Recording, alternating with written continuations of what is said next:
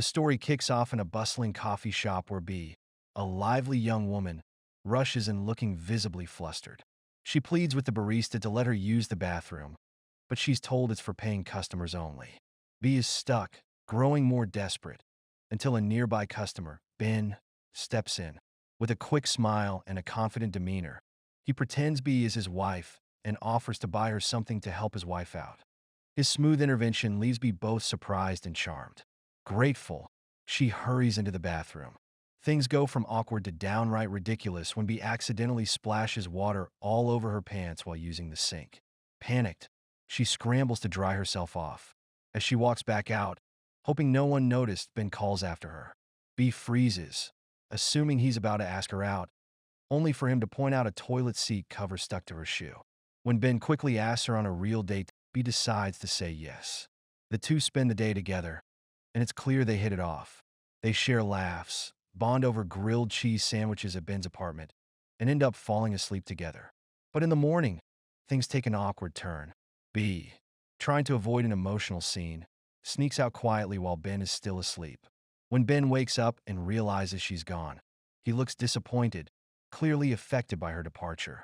His friend Pete shows up moments later, immediately noticing a wrench sitting out, a sign Ben told Bea about his late mother, something he never shares with casual hookups. Meanwhile, Bea confides in her friend about her feelings for Ben. She admits she might actually like him, only to have her hopes crushed. She returns to Ben's apartment to find him talking to Pete, dismissing her as a disaster, and saying he couldn't get rid of her fast enough. Devastated, Bea leaves before they notice her. 6 months pass. Ben and Bea's lives move on, but they're thrown back into each other's orbit when they attend a brunch with mutual friends. Bea is the younger sister of Hallie. The air grows tense as they're introduced to the group, with both their friend circles fully aware of their disastrous encounter. From the start, Ben and Bea can't help but bicker, firing sarcastic jabs at each other every chance they get. Fast forward to a year later, and Hallie and Claudia are now engaged. Their destination wedding in Sydney, Australia, becomes the backdrop for Bea and Ben's next unexpected meeting. Both are invited to the wedding, much to their dismay. Bea arrives with her family, including her parents, Leo and Innie, who are oblivious to her recent struggles. They believe Bea is still on track to finish law school and have no idea she dropped out. To complicate matters, they've invited Bea's ex-fiancé, Jonathan, to the wedding, hoping the two will rekindle their romance. On the beach, tensions between Bea and Ben flare up again. Things get even more complicated when Ben spots his ex, Margaret, who is also a guest. Although Margaret is now with a new boyfriend named Beau, it's clear Ben has lingering feelings for her.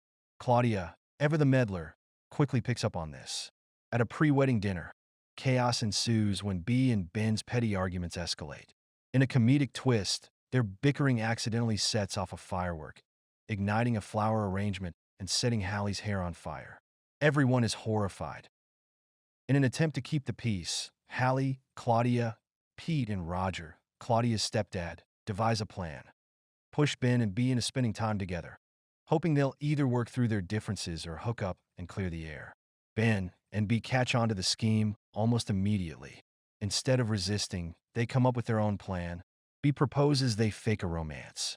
This, she reasons, will get her parents off her back about Jonathan and might also make Margaret jealous enough to notice Ben again.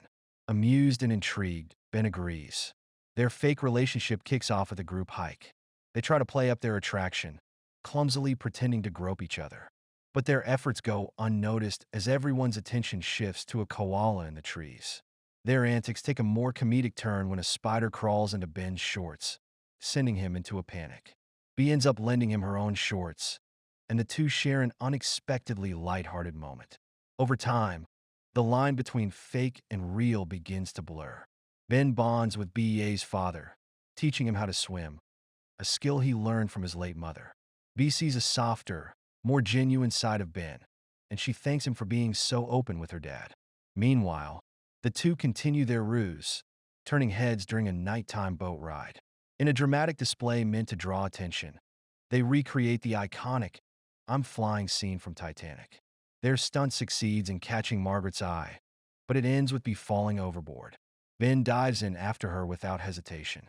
Stranded together in a dinghy, Ben and Bea have a heartfelt conversation.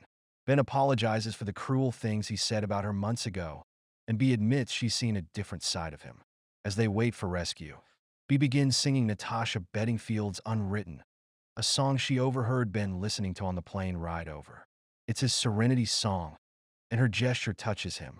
The moment is interrupted when they're airlifted back to safety, but the emotional connection lingers. That night, Ben recreates their grilled cheese moment from when they first met. This time, it leads to a real kiss and a night spent together. But their newfound closeness is tested when Ben sneaks out in the morning, afraid of getting too attached. Bea notices, and the rejection stings. On the day before the wedding, everything comes to a head. Ben and Bea come clean about faking their romance, admitting the truth to their friends and families. Bea's parents learn she dropped out of law school, sparking disappointment and tension. In the midst of the chaos, the family dog topples the wedding cake, sending Claudia into a spiral of frustration.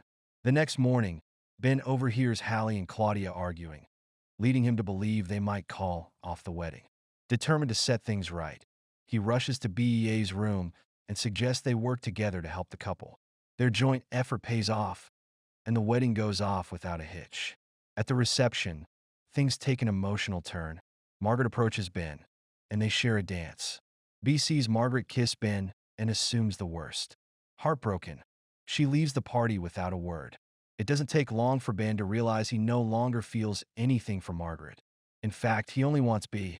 He learns from Claudia and Hallie that Bea went to the Sydney Opera House, a spot she had mentioned wanting to visit. Ben pulls out all the stops. When he tracks her down outside the opera house, he lays it all on the line. He explains what happened with Margaret and confesses his true feelings. Bea, still hurt but touched by his sincerity, admits she feels the same. They kiss, finally allowing themselves to be vulnerable and honest with each other.